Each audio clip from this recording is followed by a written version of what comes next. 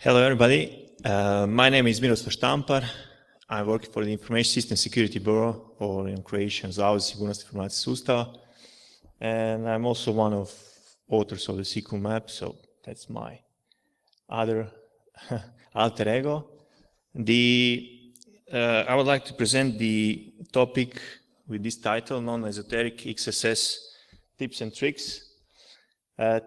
Thing is that we, as part of a regular job, do lots of penetration tests for government bodies. So I kind of like injections, as some of you know. And lately I've done lots of research on the XSS, and I would like to do some kind of brain dump, what is going on in the XSS world. So you'll see lots of simple stuff there, but I'm also pretty sure that lots of you will find some useful stuff, even if you are advanced in this topic. Also, you will see that lots of those stuff there is pretty much basic, but with this talk, I wanted to do this summary, or as I said, do the brain dump of the topic itself. Also, there will be lots of I have links toward lots of examples, so I'm not sure whether we could do it inside this time schedule, but as these slides will be available online, if you will find this stuff useful for your everyday purpose, you can always download the slides and click on those click on those samples. Also, I would like to you'll see toward the end of the presentation, there'll be lots of references toward the site called Open Bug Bounty. So there are a group of enthusiasts, I am one of them, that like to, I would say, do the security research and do some good deeds in everyday time, and those same people like those same sites to be alerted about the potential vulnerabilities like cross-site scripting. Things that cross-site scripting is pretty cool vulnerability because you can do the, I would say, hacking without being banned, jailed. So this is really something below the border if you are not using it for the offensive purposes. So simple doing the, I would say, manual, non-automatic scanning of the how the application is doing, and finding the cross-site scripting and doing the, I would say, responsible disclosure is something that won't get you jailed while you can still call yourself a hacker. So for the start, this is just the formal introduction. So this kind of injection is targeting the users. It's being used mostly in targeted attacks. You will see a couple of examples of the real-world cases where this same vulnerability was being used against the high-profile targets. Lots of users were affected. So this is something totally different than in SQL injection. In SQL injection, you just dump everything. Here you're targeting the, I would say, fishes or the big whales, in hope that by using this or by exploiting this same vulnerability, you'll be able to take their session and do stuff in their name. So this particular group is pretty popular in these attacks. You're targeting the administrator and hoping that you will get their session back. So you are using the vulnerability to send some kind of malicious JavaScript toward the user, and you're hoping that you will get his browsing context. Real-world cases. These are some really huge cases that if you Google around, you will see Ubuntu forums, Apache org, and Yahoo Mail. Those are really 3 big cases where I would say hundreds of thousands of user accounts were compromised by using the targeted attacks against the administrators of these sites. So Ubuntu forums, lots of you are probably there every day. So this like this Stack Overflow of the Linux world. So all users from the Ubuntu forums were compromised by just doing the misclick or by just targeting administrator there. Also Apache org is pretty huge. And who made users in this attack? The regular plain users were being attacked, so not administrators, but there is one anecdote. It's not part of this presentation, but now as I recall, a week or so, there is a bug bounty program for the Yahoo that is going on. I believe it's on HackerOne. And one guy, I would say bug bounter, found a nasty bug inside the Yahoo, and he used the spear phishing by this same cross-site scripting exploits to attack the Yahoo administrators. And he eventually managed to compromise the whole Yahoo infrastructure, and Yahoo was really pissed about it. So if you are able to find this kind of vulnerability, it's okay as long as until you are using it against the real targets. In this case, this guy was really picking the pocket. These are some fundamental stuff around the vulnerability. It is considered as critical, so you'll get well paid in bug bounty programs. For example, if you are able to find the cross-site scripting on the top Alexa 100, you'll get a couple of thousand of bucks. I believe on Google you can get from $1,000 to $10,000 just for this vulnerability.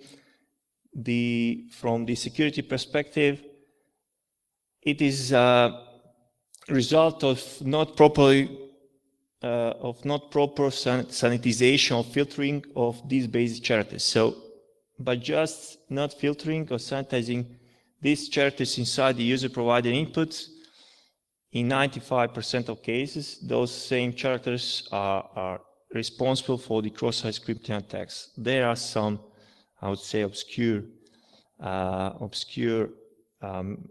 other methods that are not involved in these chars, but as said, these are the non-esoteric cross-site scripting tips and tricks. While testing, you are trying to find whether there is a reflection from the user-provided input inside the responses.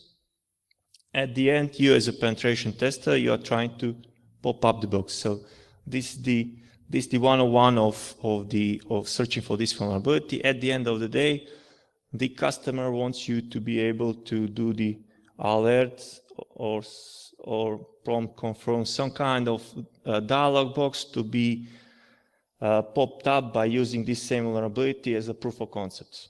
Types are store, reflected, and DOM based. In store, as said here, is persisting. So you are, for example, you are sending somebody a mail, and if the mail client is prone to this kind of vulnerability, the same message will have that persisting reflection of your user providing input. So inside the message itself, you can do some JavaScripting if the mail client is broken, and do the cross-site scripting attack. In the reflected or temporary, you are just doing the one-time reflection. So basic example is you are using the malicious JavaScript inside the link provided to the end user. If he clicks the link, if he is able to if there is a vulnerability, that same JavaScript will start, and the user session could be compromised in the end. And the DOM-based or in-browser, this is I would say, esoteric compared to those types here. DOM-based is being run only inside the browser. So there is no reflection that is going on from the user to the server and back. Everything is being done inside the browser. So In this presentation, I'll cover mostly stored and reflected DOM-based. This is really a completely new territory where all those rules from here are not valid. But I can say you from my own experience, or as said at the beginning, you can always go to the Open Bank Bounty. It's a really great repository for you to learn about this vulnerability, because those same guys are doing the snapshots of that same page in the time of the vulnerability, with that same payload being stored inside. So at any time, at any point in time, whether there was a vulnerability or whether that same vulnerability was being submitted to the Open Bank Bounty, that snapshot in time will be stored there, and you will see what that same, I would say, attacker or that tester was able to, how he was able to pop up that box. On Open Bank Bounty, you won't see lots of DOM-based cross-site scripting. I won't say that those guys are not able to do it. Thing is that in percentage, or when you see the whole ratio of the affected sites and the cross-site scripting across those sites, DOM-based is really minuscule in ratio compared to the others. Food for thought. Just one thing if you will, just remember a couple of things from this presentation. I would point this one as number one. So if you will ever try to test your own web application and you want to see whether your same web application is vulnerable to the cross-site scripting, I personally tend to use this kind of payload. So why is this payload good for me? The thing is that it has some characteristic prefix and suffix, so it's really easy to spot it inside the reflected or inside the page response. Also, it's pretty easy to do the graphic or search inside the source of the response. Also, thing is that these same characters, those, I would say, 4 horsemen of the apocalypse, thing is that those same characters in this formation are really triggering minimal percentage of the protections. Thing is that either you will get to the point where there is a filtering or sanitizing mechanism there on this side, but if there is some kind of protection mechanism involved, some kind of WAF or IPS, if he sees this stuff inside, there is a minimal chance that this will be alerted or this will be noted inside the IDS logs as something that is cross-site scripting. So this really looks like a junk inside the logs itself. So this one is powerful, and also you can do lots of stuff with this one. I will skip this slide and just go here, and I will back to the previous one. Here you can see, if you're able to see, here I use that same payload on that page here.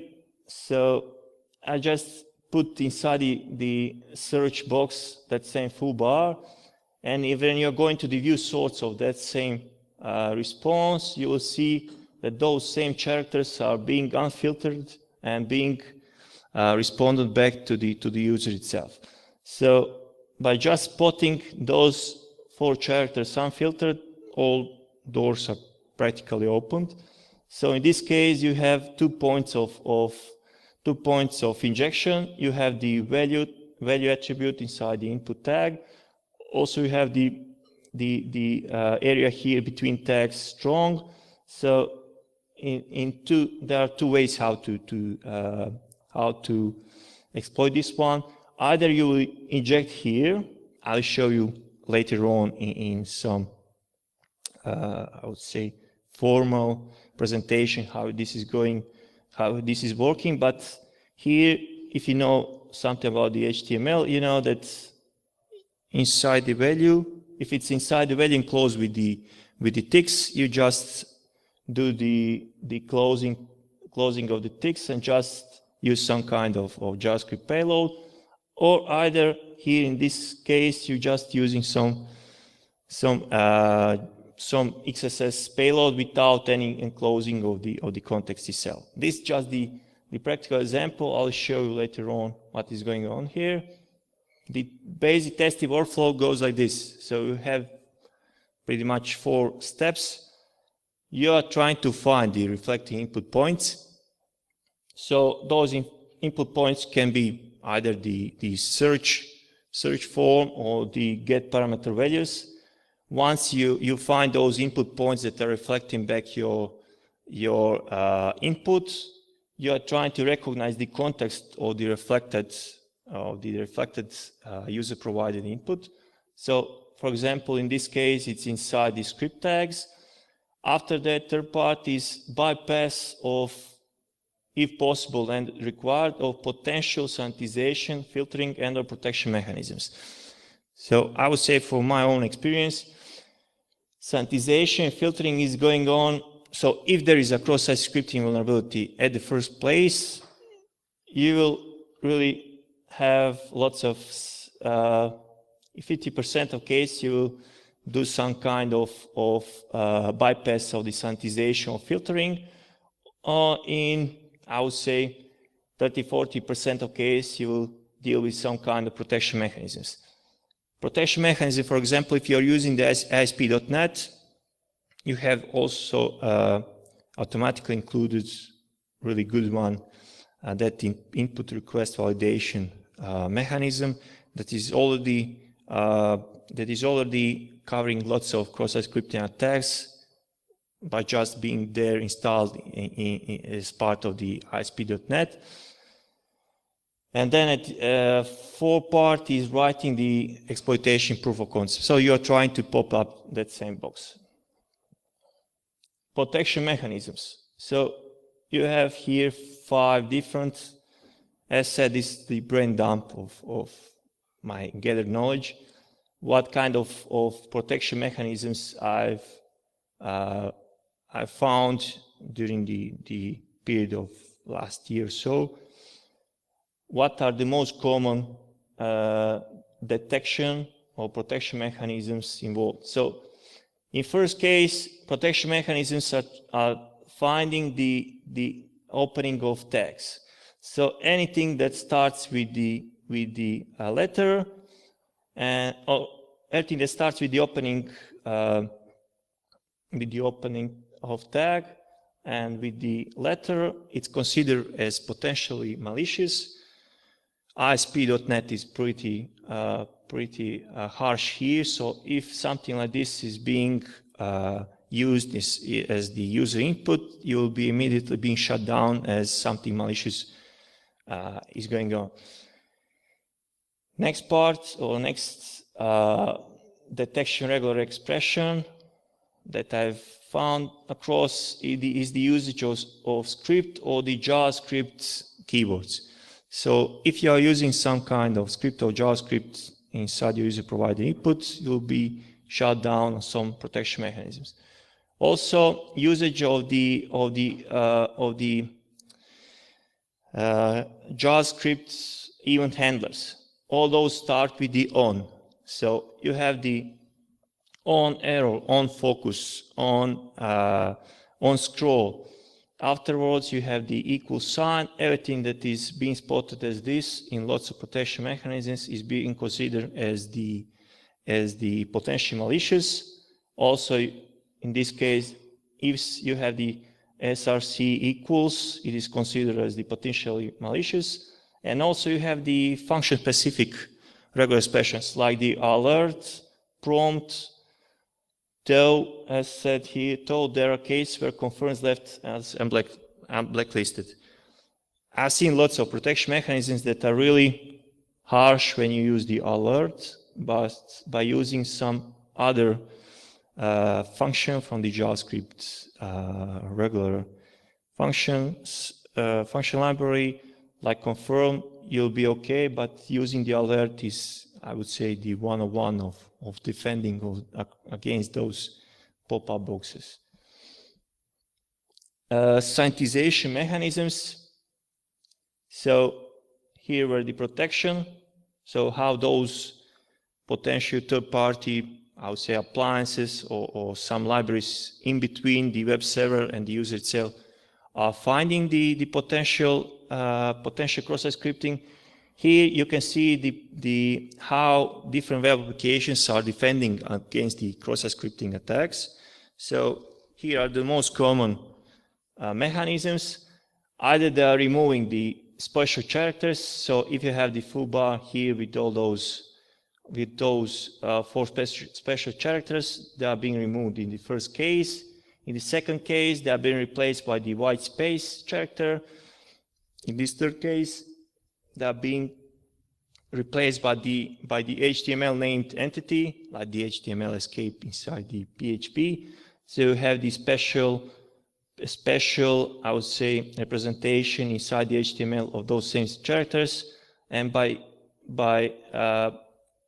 replacing them inside the response, you're basically annihilating the potential cross-site scripting, or you're renaming or removing those special characters and replacing them with the HTML numeric code like this, or you're using the backspace.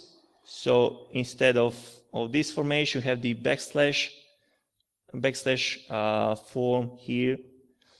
Thing is that this is useful only, just a note, this is useful only if you're a defender inside the script tags. So inside the script tags, you have the reflections, in most cases, inside the string quoted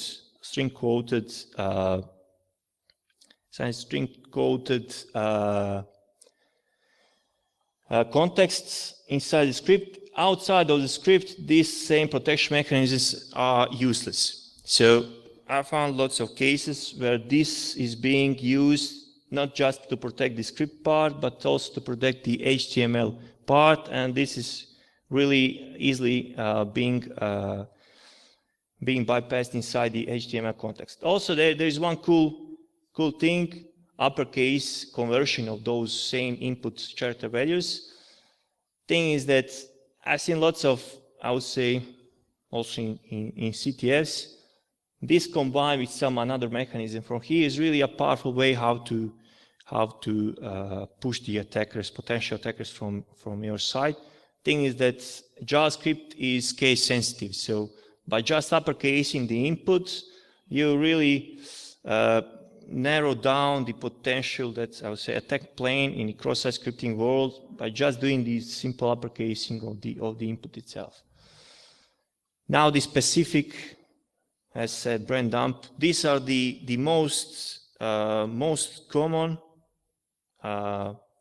scenarios in the cross-site scripting world that you can come around. Tag, this is just the general introduction. Inside the tag itself, if you have the inflection or reflection inside the tag itself, either you are trying to break out the tag itself and try to inject some kind of the malicious JavaScript code. In this case, this is one popular way how to inject that same pop-up box. So you have the SVG as the image, and you said here that the onload you want the pop-up box for the cross-site scripting. So this really regularly used in the test itself, particularly in that fourth phase when you're trying to find the proof of concept. So instead of using that dump script enclosing and inside of it alert, that same script and closed tags are really being spotted also with the most primitive protection mechanisms, but this same payload here is being spotted by the far less protection mechanisms. So this is something that also goes below the radar on the IDS screens. So in this sample, also I'll use it in others. This sample, I'm trying to break outside of the href tag and injecting the payload. So you can see the payload here injected inside the script, inside the HTML source. you can see it's being valid inside the source, and by just running it, you will get the pop-up box. In this second case, you have when you're targeting the age tag, you have the narrowed down list of usable event handlers. In the age RF, you have the on-click that is usable. So by injecting the event handler for the on-click, that will pop out the box for the alerting. By injecting that same on-click inside the cross-site scripting vulnerable page, you will get the malicious link. And this is also the valid way how to exploit the cross-site scripting vulnerability. Thing is that this is the really most basic case how to exploit it. In lots of scenarios, you won't be able to use those opening and ending characters for closing and ending the tags like this. This is really the most basic case. So if you're not able to break out of the context, you will leave, or you'll be left with the only on XXX event handled injection. So you have to detect what's the context, what's the tag, what are the available event handlers, and inside those event handlers, like in this case, you are trying to inject the pop-up box. Also, this one cool stuff. So when you have some dump tag, but you have the cross-site scripting, and you want to really do the most, I would say, more impressive proof of concepts for that same vulnerability, you can always use this style that can help you in that same proof of concept. This really, this is the cool way, for example, how to make the more usable proof of concept inside the A tag or that link tag. So here you can see that we abused the style itself to make the visible link across the huge plane of the page itself. So 10,000 pixels height width with the opacity 0, so it's invisible across the page. And when you are doing the on-mouse over, so immediately when the mouse over is being detected, you get the cross-site scripting box here. Also, you can see that here was the injection, so nothing is being, I would say, it's not so visible, or it's not so suspicious to the user itself, but it's working. Injecting outside of tags. In these kind of cases, you will need those same characters opening and closing tags. Also, you will need to watch for the content type. I've seen lots of cases when the reflection was being done inside some JSON output or some XML output, and that same output is not usable from the cross-site scripting point of view. So you will need to really have the content type properly set to the text HTML, so regular page responses. As said, outside of those same tag contexts, you have to use tags. So in this case, we are using the image. We could use also the SVG or something like that just for popping up the box. This is the usage of some non-script tag. In this case, we have the script tag itself. So as said, this is really not something that is, I would say, being used by attackers a lot, because this is really something that will be easily spotted by any administrator on his access logs. So this is something that is far less being spotted. Also, you can do nasty stuff here. I will show you later on. That will look like the plain junk coming from the regular users.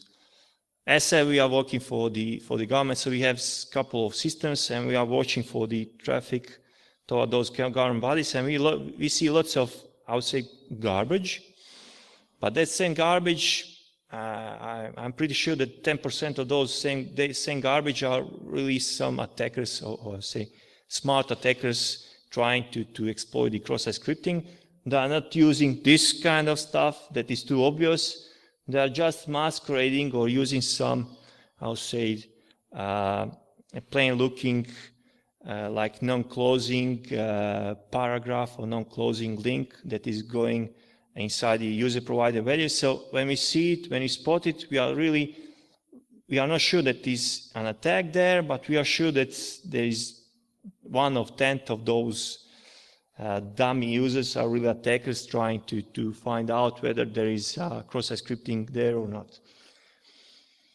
Third case, you have the comments. So inside the comments, in this case, this same vuln parameter is being reflected. So to be able to inject here, you have to just enclose that same comment. So we are here closing that same comment context, and we are injecting some pop-up box JavaScript malicious code. So as said here, you need this character itself is really problematic. As said, in lots of cases, this character is being filtered or sanitized. If this same character is being sanitized, you don't have any other mean, if you're not able to break out of this same context, to exploit the cross-site scripting. Frame has a couple of cool attack vectors. Here you can see 2 of those. This is the most common one. So you're using the onload event handler for the frame itself. You're injecting some malicious code inside. So once that same frame that is having the reflected user provided input is being loaded, the malicious code is being executed. In this case, as said, in lots of protection mechanisms, this same on x66 event handlers are being spotted or being blacklisted. So to bypass this same protection mechanisms, in lots of proof of concepts code, you can see something like this. So you have the injected frame with the embedded HTML source inside. So from the protection point of view, this is really something that has to be, I would say, carefully being involved inside those same detection rules. So this is really something too specific, and those most primitive or those, I'll say, also moderate protection mechanisms are not able to spot this, while you have the perfectly valid frame with the HTML source inside being injected as part of the cross-site scripting vulnerability attack. Inside the iframe, you are trying either to break out of the iframe context, or you are trying to also to use the onload event handler. Input, if input is pretty common in cross-site scripting vulnerability, I would say, world. So this may be second or third in case in point of percentage ratio of being spotted in the wild. So inside the input tags, you have the reflected value, and you are either trying to break out of the input itself, or you are trying to use one, I would say, cool trick. So you can use the HTML5 attribute called autofocus with the onFocus event handler.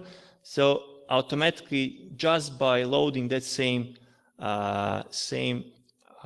page with that same input autofocus tag, you immediately being attacked by the malicious JavaScript code. And I'm not sure whether some of you guys are solving the CTF. You should pay attention to this.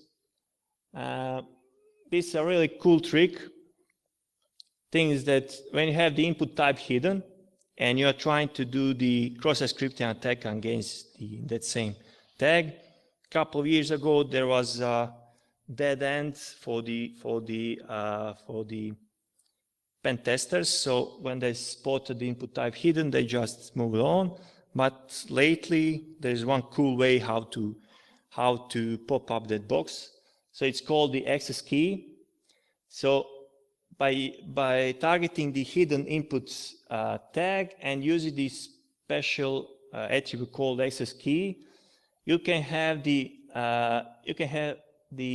user-assisted XSS payload. So by targeting the user and using some kind of social engineering, if you are able to say to him, okay, now you should really click the Alt Shift and that X here, you'll be immediately being attacked with that same malicious JavaScript code. So this is something I would say kind of esoteric, but this is on bug bounty programs, this is a valid vector, so this is something that can be used also in WAL. Inside the script tags, I've seen lots of top sites that are vulnerable to this case. So if you are using third-party libraries for example, for injecting the add-ons or some banners inside the script, I've seen, for example, lots of sites using the Google Ads, but with some probably obscure version of that same plugin that were being vulnerable to the cross-site scripting. And why? Because they reflected the input inside the script itself here. So by reflecting the user provider input inside the script, you can just do the semicolon and just use the malicious JavaScript in continuous stream here, as seen here. So you can see this is the affected JavaScript piece of code, document write hello world, while we are just enclosing that same piece of code here with the valid tick, and we are just continuing on with the valid JavaScript. Things that this is really hard to be spotted in protection mechanisms, because there are lots of, I would say, esoteric JavaScript functions that are not being blacklisted. Also, those same characters here, like the single quote, parentheses, are not so immediately suspicious. So if you see the reflection inside the script tags, you can be pretty sure that this is being exploited, most probably in WAL, or that somebody will be able to eventually exploit it. This is the number one case for the top sites. Lots of top sites, even top developers don't know about the I would say potential danger of the using of this comment. So by just doing the echoing of the PHP self is the server variable that says what's the path that was being used by the user itself to access that same page. Also, I was being caught by myself to use that same thing. I was unaware that I introduced the cross-site scripting in one case. By just echoing the server PHP itself without the proper sanitization filtering, you can just continue on with the regular path that has all that fancy JavaScript inside. So by just sending the slash and in continuous, by just sending the, in this case, SVG tag, this is a valid path that is being processed by the server itself. Server itself stops with when it finds the path itself, so it processes. In this case, it was the PHP self PHP. So it uses that same path to process the request. But if you use the echo setup PHP self, like in this case, PHP echo setup PHP self, you are introducing the vulnerability. So this is the top one menace in lots of top sites, and I would say lots of also 404s are prone to this same vulnerability. So also in lots of cases those same questions.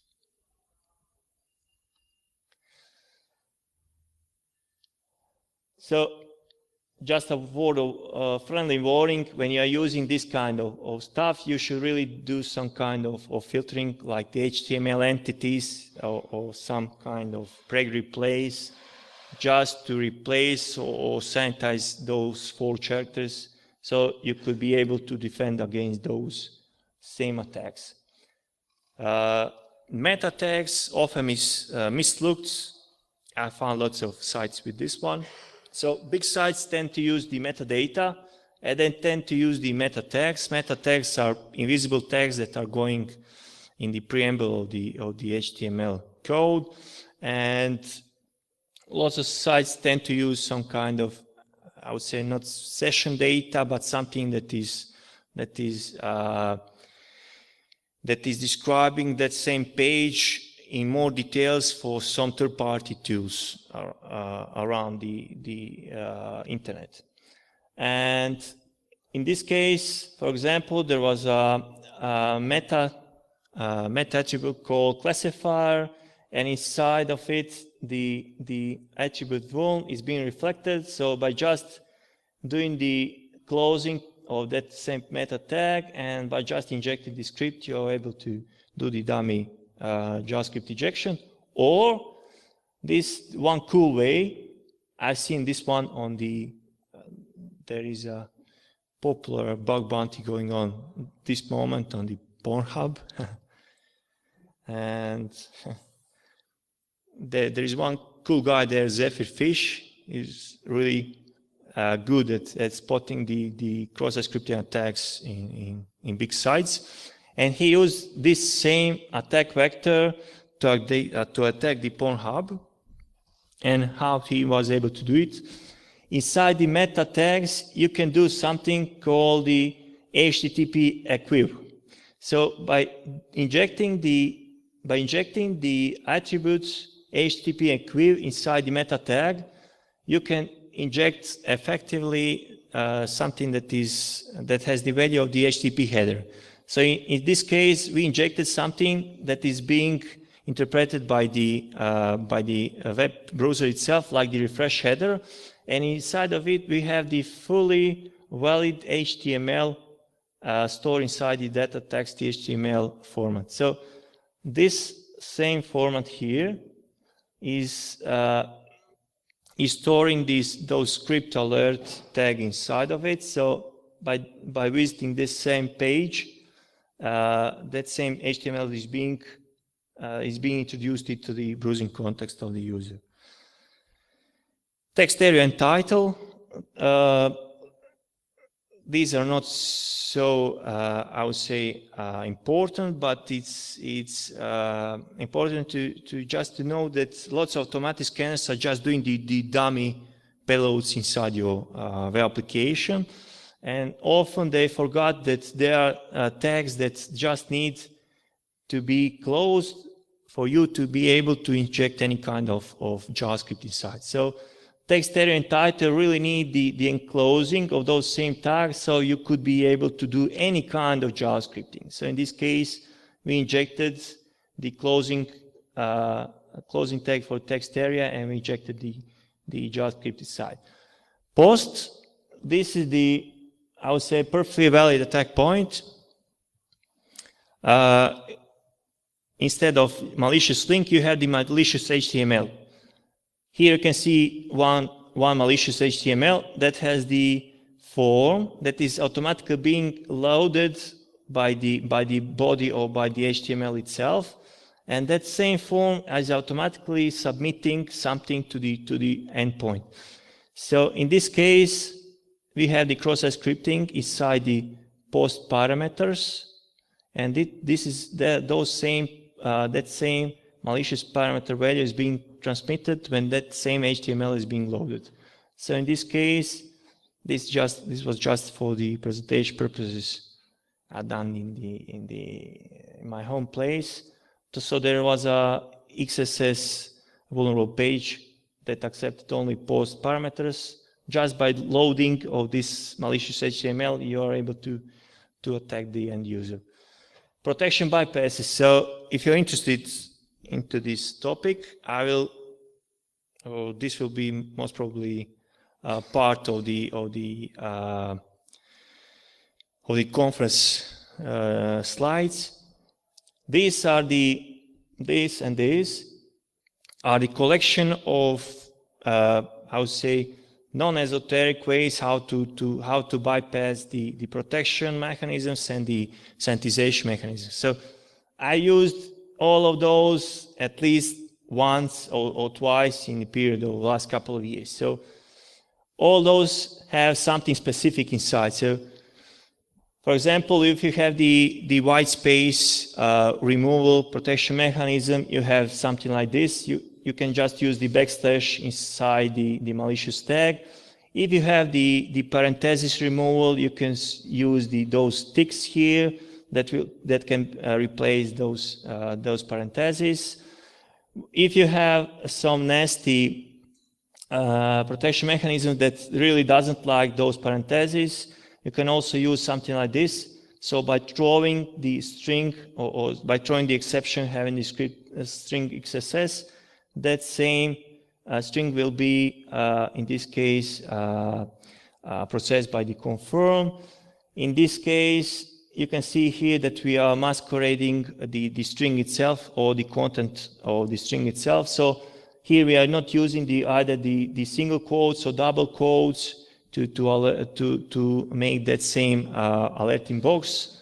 Here you can see the GSFAQ. It's called GSFAQ, but this was being also presented by the guy from the FIGO. This completely non-alphanumeric. This is the valid JavaScript that can be used. Also one tip, all those links here, you can just click on those inside the slides and you'll be forwarded to either the JS file or the one example, the open bug bounty, most probably done by myself. So you'll be able how all those are doing in while. So all those are really useful. So also this kind of at first esoteric stuff is really usable. Just click on that same link, you'll be forwarded to the JS fiddle. And if you're using the Firefox, you will see that all those ones. HTML injection.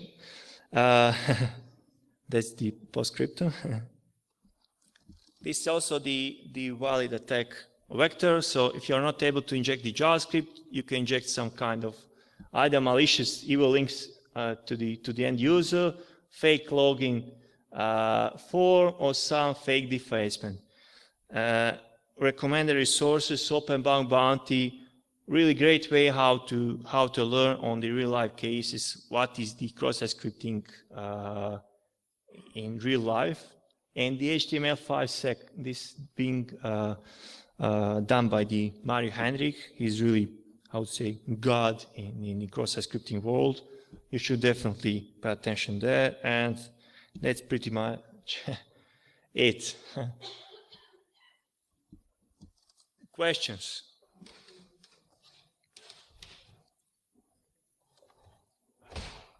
Not. Don't be shy, ask questions. There is one. Okay. First question is, would you recommend any good tool for cross-site scripting detection, upscan or something else, something that really works? I can see you from. Hey, okay. Do you know of any academic research or whatever that could maybe use some kind of more strict DTD validation rules in order to, let's say, not allow badly formatted HTML? Okay. That second question, Mario Heinrich made a PhD thesis on that same topic.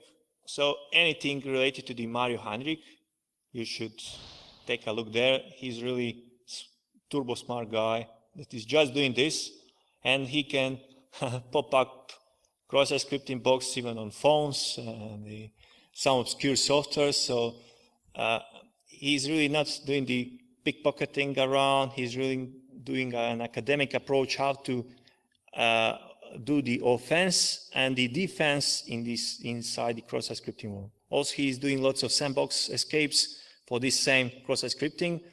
Also, he's doing some sandboxes by himself for those same user reflected input values. Mario Heinrich, for that's the second question, and the first one. It's not my experience. I really like to do tools by my own. I like to the most advanced tools are doing that's context detection and context exploitation. So dummy applications are just doing the ejection of dummy payloads inside the content, and they have the browser instance in parallel that is running, and they're just waiting for the pop-up box. The more advanced ones, I would say you won't see that in commercial tools. I'm doing one of those that is it is not yet released. I don't know, I can't reference any good ones, but from the open bug bounty world, I know that lots of guys that are detecting enormous amount of cross-site scripting vulnerabilities are using the Akunetics.